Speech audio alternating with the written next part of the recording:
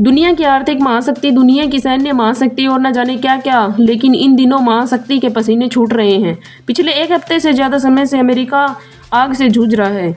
जैसे ही लगता है कि आग पर काबू पा लिया जाएगा, जमीन से समुद्र तट की ओर बहने वाली सेंटा एना हवाएं जंगल की इस आग को और भड़का देती हैं।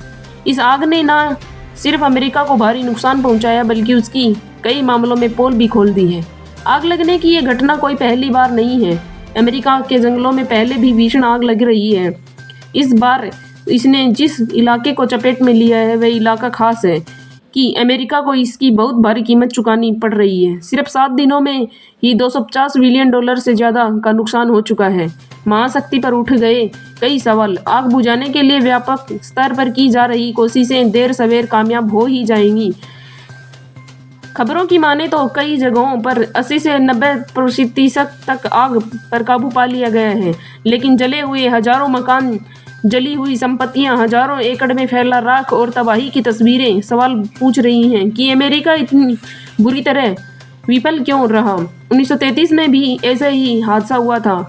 लॉस एंजल्स के गिफ्ट पार्क में 1933 में लगी आग ने कैलिफोर्निया के करीब 83,000 एकड़ के इलाके को अपनी चपेट में ले लिया था, जिससे 3 लाख लोगों को अपना घर छोड़ना पड़ा था। यानी यही नहीं, इससे पहले कैलिफोर्निया में पिछले 50 सालों में 78 से ज़्यादा बार आग लग चुकी है। पर अमेरिका ने इससे कितना सबक सीखा, उसकी तैयारी क्या थी, ये आज सबके सामने है।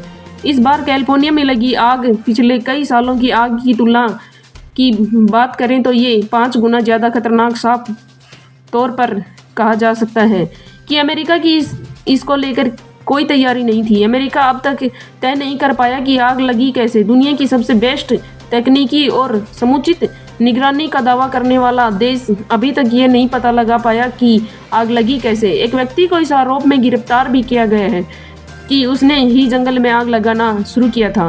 दावा किया गया है कि आरोपी एक अवैध अशरत घुसपैठिया है। हालांकि पुलिस मानती है कि इसके खिलाफ कोई पुख्ता सबूत नहीं है। ग्लोबल वार्मिंग और जलवायु प्रदूषण को दोष स्थानीय अधिकारियों ने आग लगने के पीछे सूखे मौसम की तरफ इशारा किया है। यहाँ के लोग इसके लिए तेज गर्म हवाओं को दोष दे रहे हैं, जिसकी रफ्तार कई बार 80 से 100 मील प्रति घंटा पहुंची जाती है। उधर अमेरिका सरकार के रिसर्च में कहा गया है कि पश्चिमी अमेरिका में बड़े पैमाने पर जंगलों में लगी भीषण आग का संबंध ग्लोबल वार्मिंग और जलवायु परिवर्तन से है। वहीं दूसरे विशेषज्ञों का कहना है कि जलवायु परिवर्तन को दोषी भी नहीं माना जा सकता। आग बुझाने के लिए खतरनाक रसायनों का छिड़काव, आग बुझाने के लिए मकानों से घरों और पहाड़ों पर चमकीले गुलाबी रंग के अग्निरोधक रसायनों का छिड़काव किया गया। दावा किया गया है कि रसायन पानी की तरह तुरंत भाप में बदल कर सतह पर बने रहकर आग लगने की या जलने की प्रक्रिया को धीमा कर देता है। इसमें अमोनियम पॉलीफोम कुछ दूसरे रसायनों के साथ उर्वरक मिलाया होता है। ये रसायन आग पर काबू पाने की कितना असर करेगा ये तो पता नहीं चलेगा, लेकिन इंसानों और पर्यावरण पर इसका बुरा असर डालना तय है। दूसरी तरफ आग बुझाने के लिए समुद्र के खारे पानी का बहुत ज़्यादा इस्तेमाल आने वाले समय में जंगल की ज़मीन को इतना नमकीन बना देगा कि वहाँ फिर कुछ उगना मुश्किल हो जाएगा। इससे भी साफ है कि आग बुझाने की प्रक्रिया में कितना दोष था। साफ तौर पर कहा जा सकता है कि कैलिफोर्निया में लगी आग से महाशक्ति की सारी पोल खोल कर रख दी है।